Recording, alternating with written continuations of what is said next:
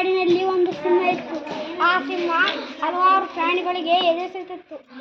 ಅದು ಸಿಂಹ ಅವಕ್ಕೆ ಎಲ್ಲದಕ್ಕೂ ಹೇಳಿತು, ನಾನು ದಿನ ಒಂದು ಆಹಾರ ಆಗಿ ಬರಬೇಕು, ನೀವು ಇಲ್ಕಂದ್ರೆ ಒಂದೇ ದಿವಸದಾಗ ಎಲ್ಲವನ್ನು ತಿಂದು ಬಿಡುತ್ತೇನೆ ಅಂತ. ಅವಾಗ ಸಿಂಹ ಆಯಿತು ರಾಜ ಅಂತ. ಅವಾಗ ಅಷ್ಟಕ್ಕೆ ಅದು ಸಿಂಹ ಗುಹೆ ಹತ್ರ ಹೋಗ್ತದೆ. ಆವಾಗ ದಿನ ಒಂದು ಆಹಾರ ಆಗಿ ಓದ್ತಿದ್ವು ಅಂತ. ಒಂದಿನ ಏನಾಯ್ತಂದ್ರೆ ಅವೆಲ್ಲ ಯೋಚನೆ ಮಾಡಿದಂತ, ಮೊಲವನ್ನು ಕಳಿಸ್ಬೇಕು ಅಂತ ಯೋಚನೆ ಮಾಡಿದಂತ. ಆಗ ಮೊಲವನ್ನು ಕಳಿಸ್ತಾರಂತ. ಮೊಲ ಜಗ್ಗ ಬುದ್ಧಿಶಾಲಿ ಇತ್ತಂತ. ಅದು ಯೋಚನೆ ಮಾಡ್ತಂತ ಹೋಯ್ತಿತ್ತು ಅಂತ. ಅವಾಗ ಅದ್ರ ಜೊತೆ ಒಂದು ಗುಹೆ ಕಾಣುತ್ತದೆ. ಅದು ಹೇಗಾದ್ರು ಮಾಡಿ ಅಂತ ಯೋಚನೆ ಮಾಡ್ಕೊಂತ ಅಲ್ಲ ಕುಂದಿರ್ತದೆ ಮೊಲ.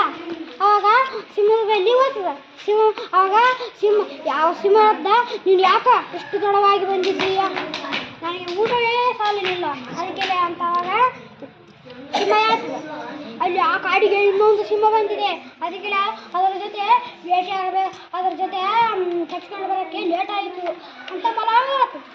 ಆವಾಗ ಆ ಸಿಂಹ ಹೇಳ್ತದೆ, ನಾವಿರುವಾಗ ಇನ್ನೊಂದು ಕಾಡಿಗೆ ಸಿಂಹ ಬರೋಕ್ಕೆ ಹೇಗೆ ಸಾಧ್ಯ ಅಂತ. ಅವಾಗ ಸಿಂಹ ಹೇಳ್ತದೆ, ಹೌದು ರಾಜ, ಆ ಸಿಂಹಕ್ಕೂ ನೀವು ಬುದ್ಧಿ ಕಲಿಸ್ಬೇಕು, ಬನ್ನಿ ಅವ್ರ ಜೊತೆ ಕರ್ಕೊಂಡು ಹೋಗ್ತಾನೆ ಅಂತ. ಅವಾಗ ಮೊಲ ಹೇಳ್ತದೆ, ನಡಿ ಅಂತ. ಅವಾಗ ಸಿಂಹ ಹೇಳ್ತದೆ.